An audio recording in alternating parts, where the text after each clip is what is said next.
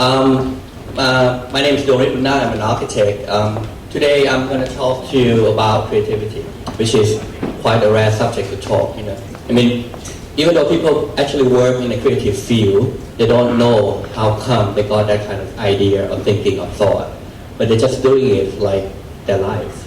They don't actually trying to theorize it on how they can achieve it. So today I'm going to tell you the secret. Okay, I'm going to bring you to the source of creativity. After this lecture, you're going to walk out this room and become a creative person. Does that sound good? Does that sound interesting? Okay, good. So, it's two ways of doing this. Two things you have to do this afternoon. I will do it like 1 hour, okay? But normally I do it 3 hours. This lecture is a 3-hour lecture. And people who are actually listening to this have to pay at least 100,000 baht per seat or something like that. And this comes for you this afternoon, that lecture. But I'm going to squeeze it to 1 hour. So I'm going to be quite fast. So you have to be very, intentional on what I'm saying. But on the contrary, don't try to understand anything I said. Can you do that?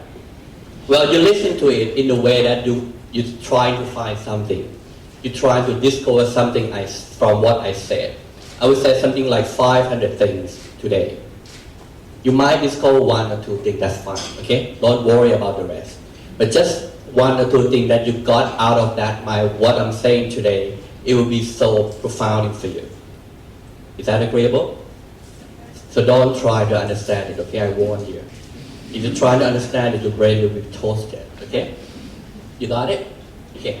The lecture will be 2 parts, okay? The first part is the man's deepest fear, okay? So it's the most difficult part. I'm going to actually destroy everything you know as human being. So if I finish the first part and you feel dazzling, you want to throw up, it's okay, it's fine, okay? That's for the first part. But then the second part will bring you, flying to the other place, to the other world. Does that sound good? So the first part will make you feel sick, okay? That's for sure. So if you feel sick after the first part, or you don't understand anything I say on the first half an hour, it's okay, okay? It is perfectly okay. You are in the right place. And then the second part will actually release everything from that. Can you do that? You want to do that? Good, let's do it. So we're going to talk about creativity on a different way. Forget about what you learned in the school. Whatever you learned in school, forget it. Okay? We're going to learn creativity from the people on the court. It means that people on the court is the people who actually playing the game. There's 2 kinds of people: people on the court and people on the stand. When people on the stand looking at the game, what do you think they would say? They were talking about the game, right? But people on the court, actually, they do different things. They talk. The talk is the game. Okay? So what I'm going to talk to you now, we're going to actually define creativity from the approach of language. Okay? So the first part, we talk about the language of creativity. How do people, in a creative field, they talk? Okay? So we're going to talk about creativity. First, you have to know that creativity inhibits in the province of possibility.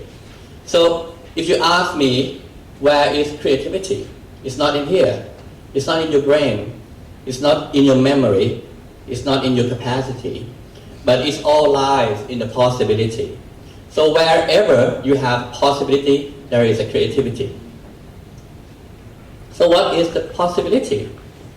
It's about bringing into existence. Whatever you can bring into existence, that's the possibility. And that existence has never been here before. So that is the terminology of possibility. That's what possibility means. Oh, shit. Okay, existence. So how the world accord to you? How the world accord to you? That's the existence. I mean, if you look at things around you, what exists? And let's have a look at the world at the moment. So this is the world. it looks different from what you think, from what you know before. So if you cut that cone into the middle, you got that section, right? If you cut that cone in the side, you got that section. You got to cut the cone like that, you got that section. And you got to cut the cone like that, you got that section. So what I'm asking is that what is the real section of that cone? Can anyone answer that question? What is the true, real section of the cone? The room became silent. Everybody's sleeping. Do you want to try? No? Fine. The thing is that there is no real section of the cone, right? It depends on where you cut it. And this is the whole world of reality as it is. Well, in your life, you always feel that there is something right or wrong, good or bad, real or not real, in the world of reality. The point is that there is no such thing as right or wrong, because the whole reality is like a shape of cone. It depends where you cut it. If you cut it like that, you got a circle, right? If you cut them in the middle, you got a triangle. So both triangle and circle is a real section of the cone. And that cone is actually, unfortunately, represents the reality. So this is the world that it is. It might look like the world that you know it, but it's the world that we live in right now. There is no right or wrong. Everything is true. Now, that brought me to the question of what is truth or real. What is this thing we call truth or real? What is that? So let's have a look at that. If we talk about something that's real, what is actually real? What is real? What do you call it real? How do you call it real? How do you feel it's real? How do you describe it as real? Let's have a look at that.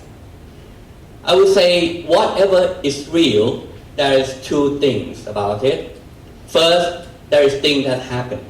Something happened in front of you, like the chair, the glass, the table, thing that happened. Okay? And the other part is that the meaning we created. So whatever is real for you, there have to be two parts of this. If you call it a chair, there is a chair. There has to be a chair, a thing that looks like four legs sitting there. And there is a meaning of that we call a chair. So there will be two things. Thing that happened and the meaning we created. If you got these two things correlated, then it became real. A good example is the chair. Okay? So I have one chair on the left side, which apparently it looks like a chair, exactly like a chair. And I have an object on the right, which is, if you're not in a design field, you might doubt it whether it's a chair or not. So let's have a look at the first one. So it looks like a chair. Okay, so it looks like a chair. But if we can't call it a chair, would it still be real for you? Well, imagine there is no word about chair in this world. There is no meaning of the chair whatsoever in this world. When you look at the chair, will it still real for you? Will it? Damn, it's not real anymore. It's an object. What is that? I mean, like UFO, right? Like we have a name for UFO. But if you don't have a name for the chair, you don't have a meaning of the chair in this world, will this chair that look like a chair still be real for you? Think about that. And on the right, I have an object, which is actually, if you remember, it's Mark Newson designed chair.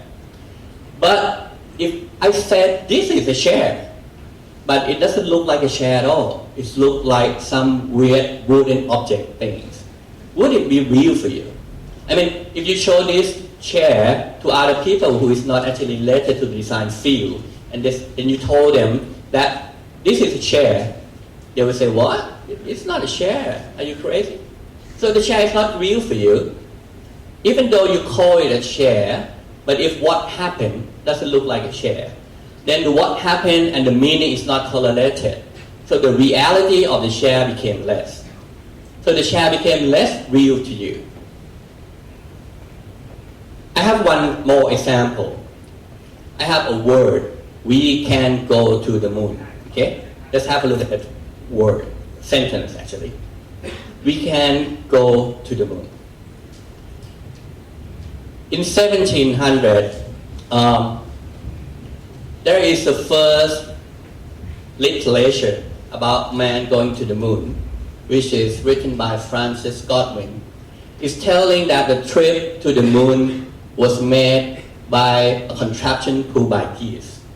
Can you imagine that? It's like, a geese pulled a sled or something to the moon. So that's the idea, the first idea of how man get into the moon. And yes, there is no technology at that time. Thing that happened is that there is no technology at that time that the man can go to the moon whatsoever. So the meaning we gave to it is that lunatic, crazy. People can't go to the moon, it's crazy. So man going to the moon at 1700 is not real. It's not real at all. So let's have a look at that. Later on, in 1865, there is a novel From the Earth to the Moon and the sequel Around the Moon by June Swirl. And that actually well described the trip to the moon in a very beautiful narrative way. And also the novel by H.G. Wells, The First Man on the Moon, at that time. So what happened is that at that time, there's still no technology advantage that can bring forth people to the moon. So the meaning we gave to it is fiction or fantasy. At that time, we can go to the moon, it's not real. It's still the fiction or the fantasy. And then, later on in 1969, Apollo program sent a man to the moon. Okay. So what happened is that in 1969, the man is on the moon. That's what happened. The man is on the moon. I can see it, And then the meaning we gave to it is going to the moon is so fashionable. It's so cool to be on the moon in 1969. So the meaning we gave to that same word, we can go to the moon, is now become real. You can see that, the notion of real can be shifted through times. And it's all depending, there is no single truth about that real, but it's related to what happened and the meaning we created. If two things correlated, then became real. So, what is real is not that concrete as you see. We construct reality. Because we give the meaning to it, right? We are the one who give the meaning to everything. And there's a thing that happened, right? So if two things correlated and became reality, you might have forgotten that we construct reality. We construct it by the meaning we gave to it. We are the one who create all reality. It's never exists as it is. As you always take it for granted that it's there. So, reality exists only when things that happen correlate with the meaning we gave to it, the meaning we created. Okay? And who created that meaning? We. So where all the meaning exists, if you talk about the meaning, look at that closely, where all the meaning exists. It all exists in the language. And who created that language?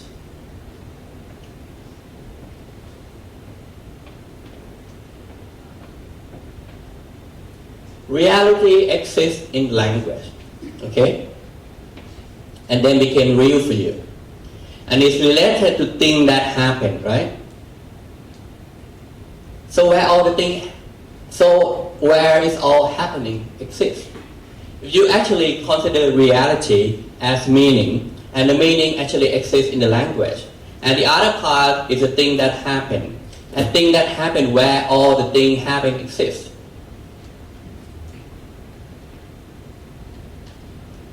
It exists in time.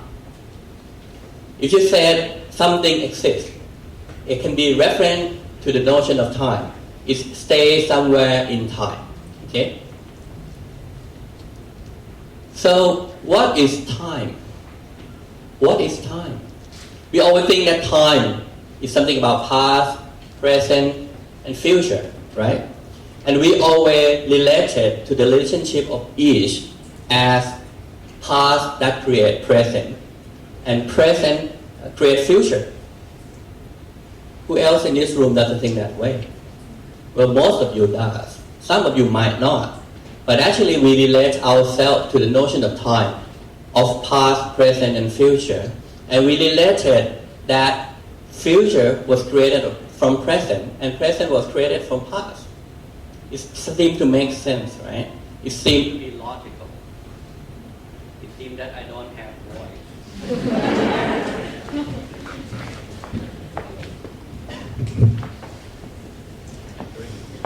All right, my voice is back. Okay.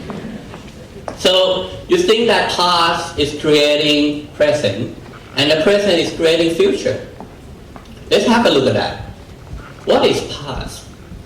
Past all exists in the form of knowledge. So if you consider what you can call past, it all exists in some form of knowledge. Okay? And then what is knowledge? Of all the things you know in your life, and you think that knowledge is large. Everything you know is so large. If I ask you what is knowledge, you can spend like few hours of your whole life talking about the knowledge, right? But in fact, knowledge has only three things. There is only three things in knowledge. Let's have a look at that. If I actually compare it to the cup, and you put the water in that, the first one is ease. All the knowledge is about ease. The second one is about because. It's about rational. It's about because. And the last part is about I. Okay? When you fill it up, your part with ease because I, your cup is full. There is no space left to create anything at all. So that's the idea. Your whole knowledge, some of you are very clever, right? You study so hard. Some of you, graduated, first degree, second degree. It's all lies in ease because I. Ease is something that you tell things, like this is clicker, that is chair, this is me, that is you. Ease. When you're young, right? The first thing you know is that what it is. This is that, this, that. So that's the first thing you know in the form of knowledge. The second thing is start to relate it to the rational of it. This thing happened because of that. Things like that because of that. Because. So you start to build your own rational, the logic of because. And the last thing, after you got a lot of ease and because, then you got the I. And the I is the most unseen knowledge that you have. And people who have I are so many of them.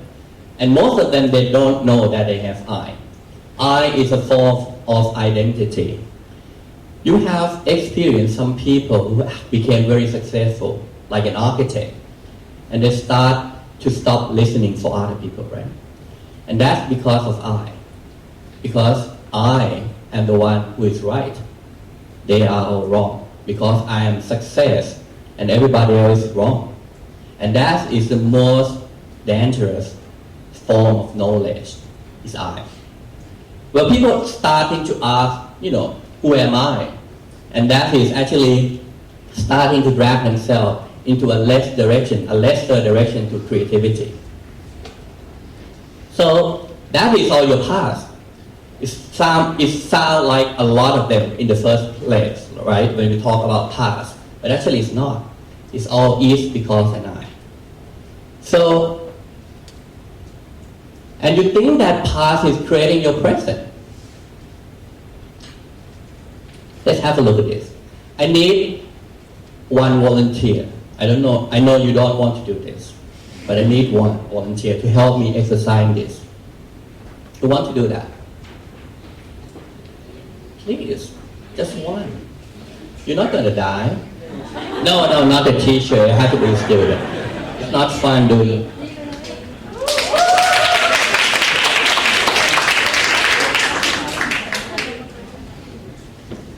Okay, what's your name? P. Like P. That's bad. Don't go study in London or something like that. You'll be damn. Okay, stand here, P. Okay, good. Okay, I'll put the bottle here, okay? And you're standing there, right? And I am here, standing here. P, can you get that bottle of water? Yes, you can move. All right, good. All right, can you tell me what is actually bring you to pick up that bottle of water?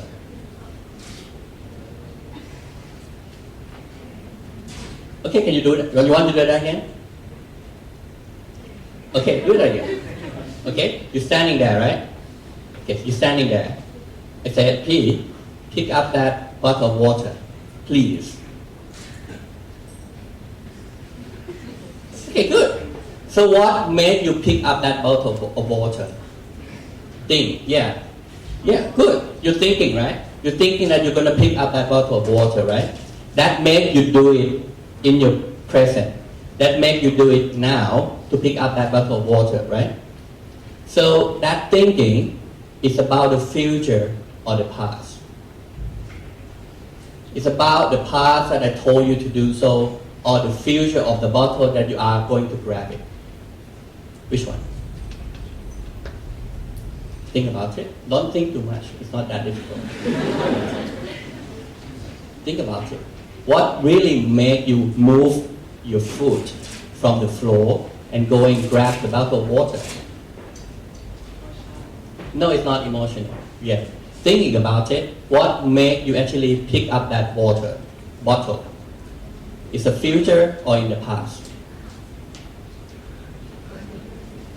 Future, isn't it? Thank you, P. That's it.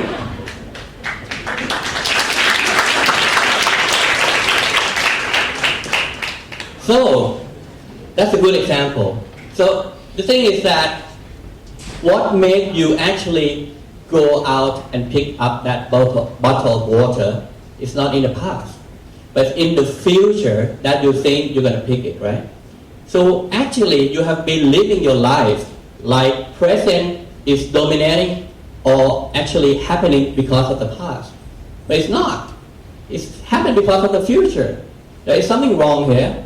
There's something wrong about this logic that you have all your life. So you're standing in the present, and actually what made you do something in the present is came from the future. What about the past? I was told in the past too. So there's something wrong here. Your logic about past, present, future is totally wrong. You are in the present. You were created by both past and present. You're starting to get confused, right? So let's have a look at the notion of time again, okay?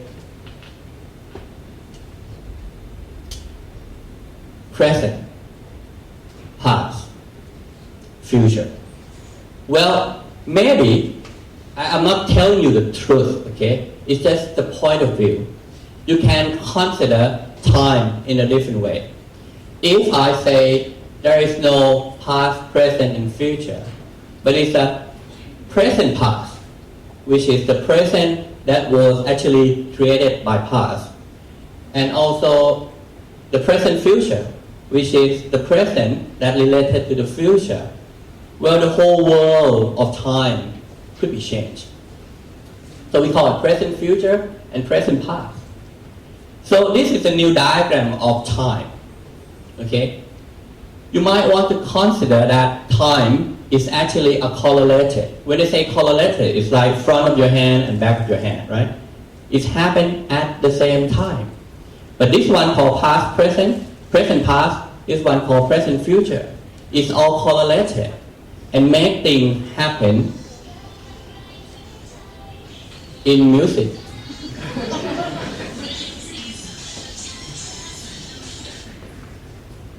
In now. So there is no past, present, and future. The only thing that exists in time is now.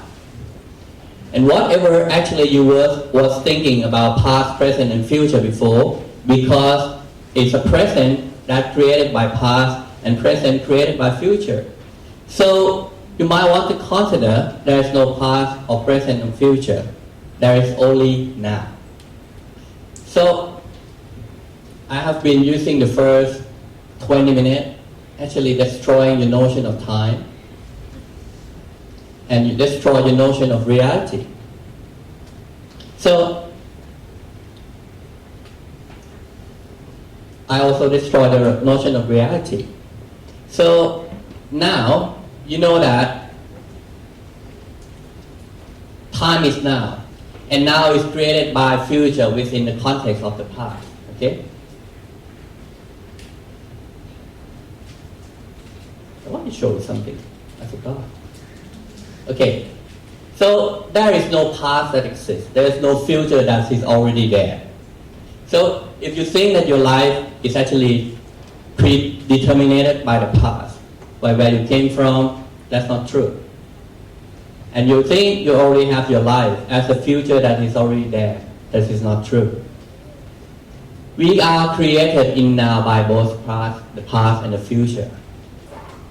And reality exists only in the language.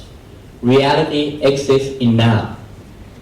So there is no past, there is no predictable future, only future we created.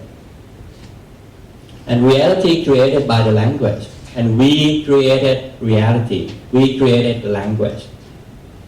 So we create a reality, and we create reality only in now. This is the clearing of possibility that emerges. So related yourself to try to think of something new, but you're stuck in the past. Trying to think about you trying to create something new, and you're stuck in this reality. There's no possible future. You have to live in the new clearing of nothing real, and no time of past, present, future, only now. If you can live yourself in that new domain, then that will be your clearing for possibility. Okay? So now you're ready to be getting off to talk about creativity. It's like two legs, real time. Now actually snap your two legs. And you don't have any place to stand. Thing that you think is real is not real anymore. Thing that you think is so real, like time, is not exist anymore. Past doesn't exist. Future doesn't exist. Only now. So now you're in a perfect place. We can talk about creativity from that point. Okay. All of this thing that I'm talking actually is not my own thinking, but it's all taken from the book of the several people with the name around here. I don't want to spend my time on that, unfortunately. Okay, so now we're starting to have a conversation of creativity. Now you're ready for that. Well, one thing you have to know that creativity will inspire and transform. Okay. When people start talking about creativity, one of the big mistakes is that they start to think differently. And that is a big mistake. Creativity is not about to think differently. If you remember, Apple, like in the 1980s, they have a campaign of think different. Okay? And that happened because Apple is actually trying to challenge people like IBM. So they try to put out a campaign of think different. But imagine Apple today, if they still use the campaign of think different. Does that make sense? No, it doesn't. It's the biggest thing, So it doesn't make sense at all to think different when you are already there, right? So think different is not a kind of way we should put on forwardly for creativity conversation. Let's have a look at that. So when you're actually walking from left to right, and you start taking different direction by your own, okay? Just one of you. And you said, I'm trying to be creative by being different. It might work, okay? But it will work when you can bring more people walking with the same direction with you. Or even you can take like half of the population to walk with you. Then that thing different might work. Well, if you try to create a black sheep, what you get is just one more sheep. Okay, so the idea of black sheep never works. If you try to talk about creativity and you want to be a black sheep, that's ridiculous. You don't have anything further than one more sheep. That doesn't bring you to creativity. And you want to think out the box? Yes, fine. You think out the box. What is the box? What is the box? Think about that. Do you think that you carry the same box in every single one person? I mean, even people in this room, do you think they have the same box? I don't think so. So what is the box? Which box do you want to think out of? Well, let's say if you ask what is creativity, it might be the better question to ask where is creativity? Let's have a look at that. So now, predictable future, possibility, so that's where the creativity is. Okay? It's that gap is where the creativity is. So creativity inhabits in the province of possibility that you know before. And we talk about possibility for quite a bit. So creativity can be created only when possibility is created. Now, I'm going to show you something which I forgot. What's going to be? Okay, never mind. Okay, creativity and possibility. So when we talk about possibility, people will always think that you have to have creativity first and then you have possibility. Okay, like that. So you want to have a possibility of your design. You think you have to have creativity first and then you have possibility for your design. Actually, it's come other way around. Is it actually the possibility that created creativity? So you have to look at possibility of things first. What can be possible in that design? What can be possible in that project? And then it will set forth to your creativity. You remember, right? We made an example a moment ago that, Kun P is standing here and he thinks that he's going to pick up that bottle of water, right? And that thinking, actually, that thinking creates him as an action.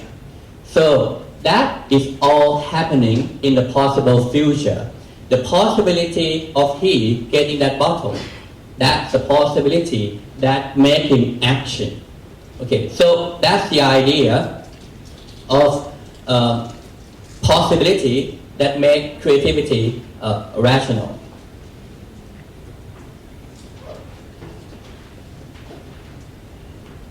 It's like climbing a mountain. Okay, I'm trying to make it more easier for you. It's like climbing a mountain. Possibility is the top of the mountain, right? And there are so many ways to actually climb up that mountain. So all of these ways of doing that, got to create it from creativity. So that is all creativity. But you have to have possibility first. Okay? When we start about creativity, because we think that creativity will create possibility, which otherwise is on the opposite direction. So where is the possibility? And this one is a good exercise. I show you. We change the context. So you got stuck, right? Suppose you are in the puzzle and you are in the middle of that. And so getting out of there and you try to get out of that. Okay? Get into that direction, get into that direction, get into the other direction. You say, I'm stuck. There is no way I can create anything. There is no possibility. What you do when you can't get out of that is changing the context. So if you look around you and you don't see any possibility, Just change the context. Whatever you do, wherever you live in, what context, so whatsoever your context, you're working in that project or in that situation, change it another way around. And then there will be a possibility show up, just like that, okay? And you remember, you think that the context is real, right? You think that there is no way you can change the context. It is real. The context of this room is real. I can't change it. But if you remember that what is truth or real is always lie in where? It's in the meaning we created and the thing that exists. So what is real is always something that we created as in the language. Okay? So it's thing that happened and the meaning we created. The context may appear to you as truth or real. But now you know that truth or real is only exists in the language. So reality exists in the language. And language can be changed. So whenever you need to change the context, you just change the language. We can alter the language. And we can alter the context by the language. So altering context allows a space for possibility. And truth or real is only exists in the way it happened to us. Okay, I show you two videos. The first one is a video of the robot with 3 legs. Okay. So if you actually, I'm talking about the robot with 3 legs before, you would have no idea how we can create a robot with 3 legs. And you said, that's not real. Okay. And on the right hand side is a video that's showing the printer, the print cartridge, that you put the cell into that. And they're starting to printing out the tissue for the heart, I don't know what you call it. But it's a real biological things coming out from that printer. And if you look at that, it's actually living. It exists.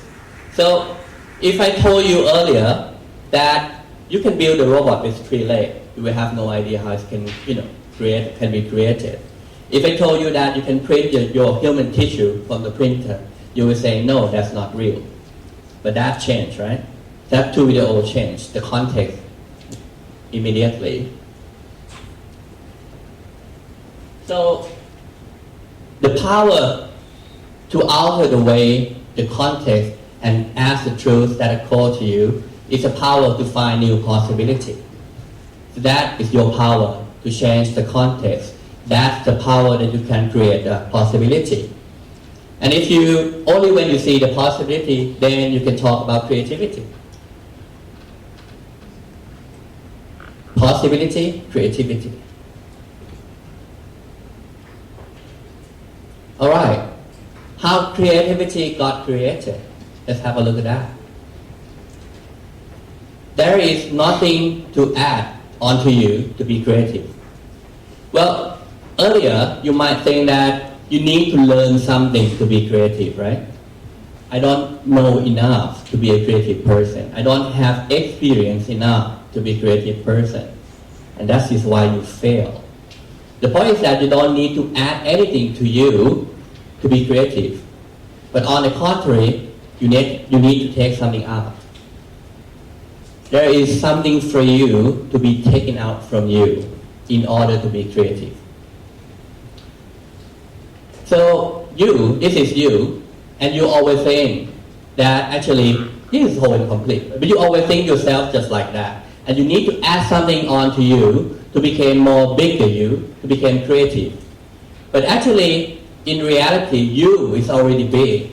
And what happened in your life just got stuck, and reduce your capacity to that lower. So what you have to do is that you have to take out that thing that block your creativity, and then you become, like real you again, like bigger person. And let us guess, what is that thing you have to take off or taken out of you, from you? And you know that already. something from the past, good old friend. Is that is because I. That thing is the only thing that actually blocks your creativity. Is because I. And it's all come from the past. It does make sense, doesn't it? You always say that you are created in the present from the past. And everything in the past actually doesn't help you on creativity. It's blocked you. You know, things that have to be like this. Things that have to be happen because of that. And it is I that I'm doing like that. It has to be like that. It's all the blockage of your creativity. So that it has to be taken out. I'm going to do one exercise before we finish. This is a good exercise. So you might want to do that, okay? Help me with that. Okay.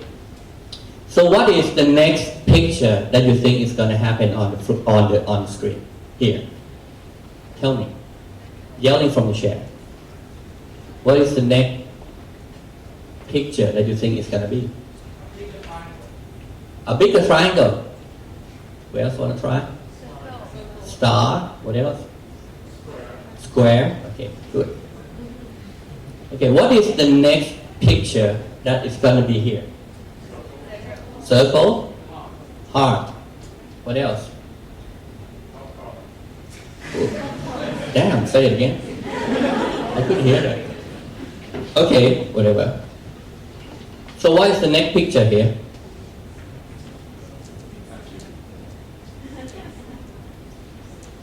You should know by now. Hexagon. You mean the six-side thing, right? Okay, good. So what's the next one? You might know what it is, but you don't know how to call it by the English name, right? You can talk in Thai. It's a seven-side thing. So what you just saw is the whole thing about creativity. That's it. When you think about the next thing, right, and you have a field of information on the left, you're starting to think difficultly. I mean, you're thinking go wide, and you have so many possibilities happen. But when you actually starting to get more information of that shape, you're starting to come into the pattern, a pattern of possibility that is actually nail you down to a lesser possibility that became a solution that you might like it. So this is exercise about the whole thing we talk about today, as simple as that. The context, the possibility, everything. So that's the whole process of creativity, just that. So what you need for that is a pattern recognition. If somehow you recognize a pattern of something, and you're starting to get a picture of the next thing that will happen here. So that's the pattern recognition. It's a lot of letter. Okay. I call this methodology a pattern book catalog methodology. So it's one of the three methodologies we use in our office, like every day. And this is the most popular one because it's so simple to do. So I'm going to put you through that exercise to actually get to know what the pattern book catalog methodology is. So we're working on one project. It's an office space, okay, for a creative company. And we asked our team to actually thinking about a picture that related to the possibility of that office space. So they were not given a specific direction on which kind of what picture to pick up from. But it's just they use their own intuition related to the context that we given to them. Like, okay, we're going to do some creative office. Let's think about that. What picture that brought you into the idea, or what picture that you like it and related to that kind of context that we have. So we have like 20 people, picking up so many kind of picture. Some of them are design work, some of them does not, some of them is just creative little, things that happen around them. So, but then we put together the picture like that, and we say, wow, that can be our meeting room. That will be perfect space for the cafe. That will be so cool if we can have swimming pool in the office. That can be the, like a small meeting room space. So that is actually how pattern book catalog methodology, works. You start to build a pattern in your brain. And that pattern is starting to get into your intuition. It's like when you see the sky, you see the cloud in the sky, and that cloud starting to get into an image of something. Like you watching on the cloud and say, there's a rabbit there. That looks like a rabbit. The point is that there is no one actually putting the image of the rabbit in the sky, right? But it's just you actually related yourself to the image of the rabbit in the past. And you related to the mass of the cloud in the sky, and you said, there's a rabbit there. At that point, that you're starting to see the cloud that look like a rabbit, we call that a nodal point. And that nodal point is the original of creativity. So whatever you do, if you're starting to see that point, take it. Don't ask a question. Don't let your past actually brought you back into a reality that has never existed. So you have few things when you're working on the pattern book catalog methodology. You have three things that you have to consider. First one, you have to use the possibility as a purpose. And you have to have enough pattern to do it. Like a lot of picture. If you pin up like 10 pictures and you can't come up with anything new, just put it more. At one time, we did like 200 pictures for the house project. So eventually, we got a crazy, robust idea about that house, and it's worked. And last thing you have to do in parallel perception. Okay, this is very important because normally you're doing on the book in pages, right? You're doing through the pages.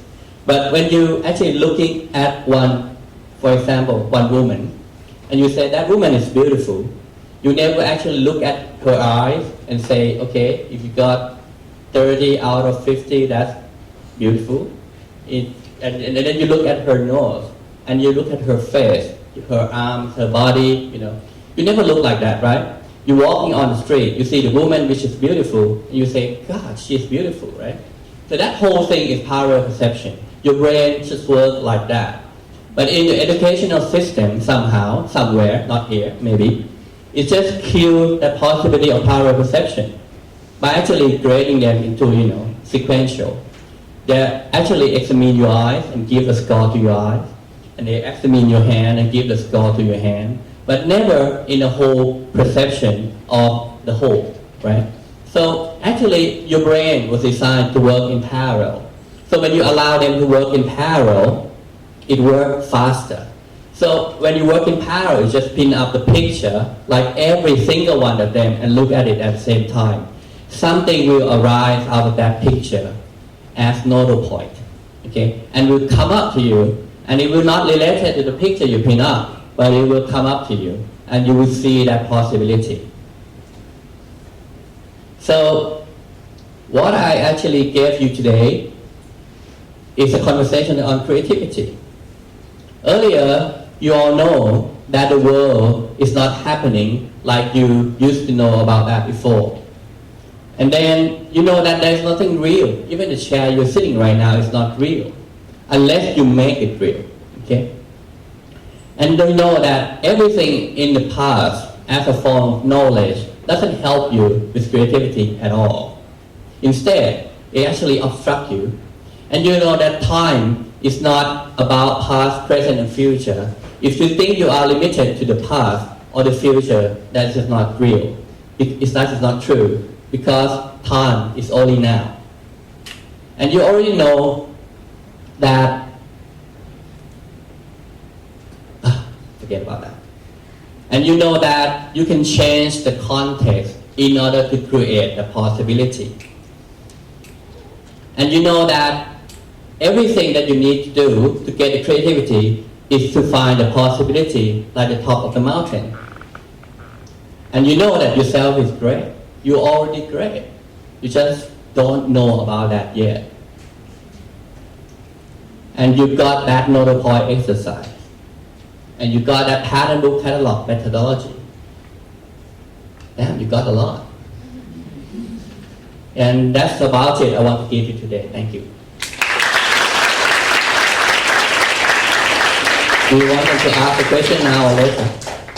If people have questions right now, then please feel free, because we're actually here about 1 hour. Yeah, I have some few minutes left. So if I speak too fast and it doesn't make sense to you, please feel free to ask.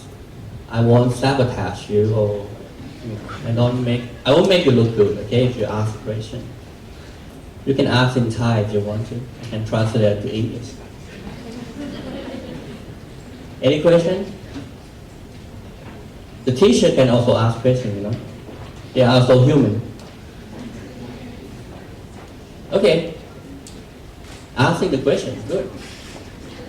Do we really have to free ourselves from our past to be creative? Because It's a choice. It's a choice. You don't have to do that. Okay? You don't have to do that. The whole thing here I talk to you is not real. Okay? It's just the way I show you another way around. So you don't have to do all of this to be creative, of course. But it's another way, right? Like a point of view. So you don't have to free yourself. You can do that already. You don't have to do anything that I just said. But if you don't, then try this, because it worked for me. This all came from my 25 years of working on the court. So it worked for me. Any question? Even doctor can ask questions. It's fine, you know. You don't have to be clever all the time. All right. No more questions. That's quite unfortunate. I'm very good at answering questions. I don't think they're going to ask any further questions. You want to ask questions? Good. Speakers can also ask questions. What are some of your tips to reset yourself? Because you're so established, well-known, Good. absorb so much. Yep. How do you let go of those stuff? Any tips? Well, the most difficult part for me is the I part. That's the most difficult. I can get rid of is easily. I can get off because easily, but the I part is the most difficult. Because of people like me who very well established, right? I'm supposed to have a big eye on my face, right? And that's the only thing, the biggest thing that I have to remove in order to be creative. If I is always right in front of the client, what happens is that I won't listen to them, right? Because of I. And that is a lesser chance for me to live within the context for possibility. And that's a lesser chance for me to be creative. Because without the context, you don't have possibility, you don't have creativity. So that's the biggest thing that I have to remove.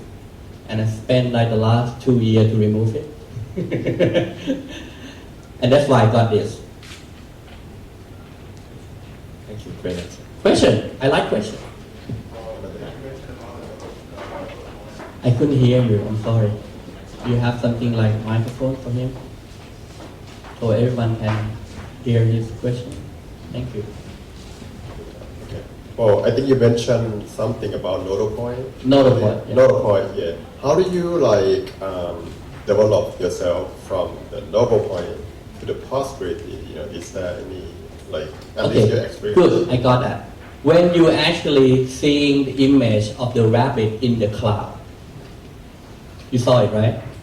And that became a possibility, like the top of the mountain. And once you get, you climb up the mountain, you see the top of the mountain, right? You will find so many possible ways to climb up that mountain. And that whole thing about creativity happened after that. But the thing is that you have to see that rabbit first, the image of the rabbit in the cloud, and that's the nodal point. You have to start seeing the picture first. People always think a creative process is a process. So they think that you have to be so creative in order to come up with a new idea. It's not. Actually, the nodal point comes first, and then the rest of that is a whole mayhem of creativity. So it happens otherwise. If you actually starting to work yourself like that, you will see that creative work is so fluid. It's so free. It's so fun. It's so powerful. And everyone can do it. And the only reason that we can't do it, or someone cannot do it, because they are doing opposite way. And nodal point is so simple. Just have to try it.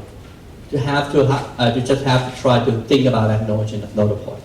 So it seems that the entrepreneurship,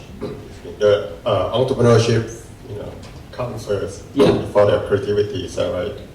Yeah, but all things just happen like that. If you look at the wonderful product that has been designed, if you talk to Philip Stark or you talk to Steve Jobs, right? They never have some rationale behind things they want to see, to make or to design. They just have that nodal point. I'm going to do that, and then you do that, right? So that's the whole thing. It's all happened like that. But we are so limited to the creativity process in order to produce that thought. Forget about that. And if you ask me where it's going to happen, it's going to happen in the area of possibility that I show you. Is that answering your question? Yes, thank you. And sorry about the popcorn too. Nah, that's fine. All right, more question? Yes, sure. So how do you see the role of collaboration in the creative process? And how could that contribute to the entire It's very crucial, actually. It's very important. I think the whole process of catalog that I show you is a whole collaboration process.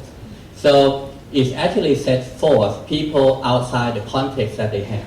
Okay. So if you're working alone, you are living in one context, right?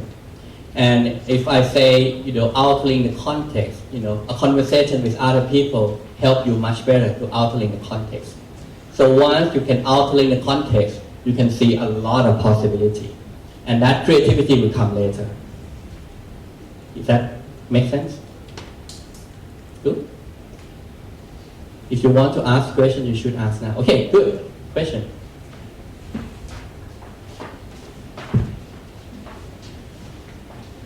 So just wondering about experience. So what category or on where exactly on your timeline that you would put experience? Like how would you define experience? Like maybe is it past then or? Good question, I got you. The thing is that where is experience? You think past, present, or future?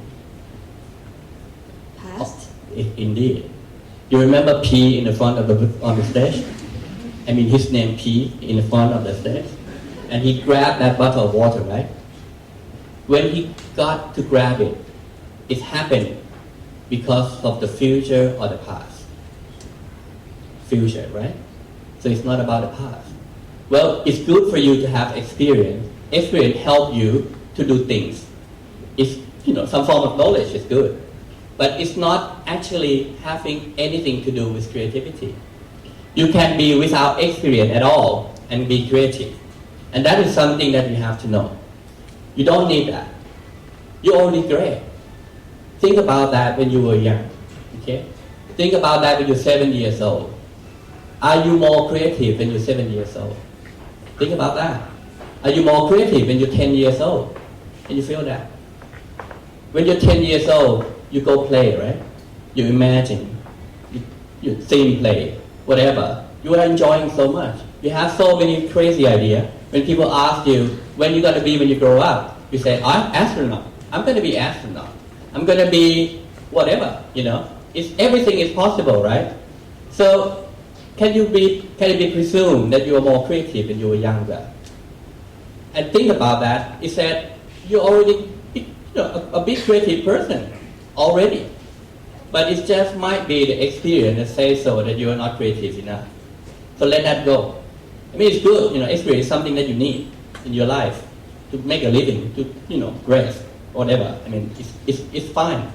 But it has nothing to do with creativity. You don't need that. You're already great. You have to believe in that. You don't have to believe in that, but just look at that from that standpoint, okay? And it's quite hard to swallow, right? one more thing. Yeah, sure. About nodal point. Yeah. So you're giving example of the seeing the crown and then you suddenly see a rabbit. Yeah. So doesn't that come from your experience of how you have seen rabbit, right? Rabbit before, so you come to your nodal point. You remember the conversation of present past, right? Present past. So it's not the past that creating you, but it's the present past that creating you. It's a past that work in the present. Okay, the memory of the rabbit is one thing, but when you actually wearing that memory into the present of that clown at that moment, it became the present past, and it start to work. Okay, if you related your experience of the rabbit as a separate thing, and you're not wearing it at that moment in that image of the clown, you're not actually collided in a very correlated, way, then you don't get to know the point. So it's very important that you have to know that experience is good, but you have to wear it in the way that it became the present past. Does that make sense? Yes, thank you. Okay, good. I think I used up all your time. All right. Thank you so much. Thank you for making me do this.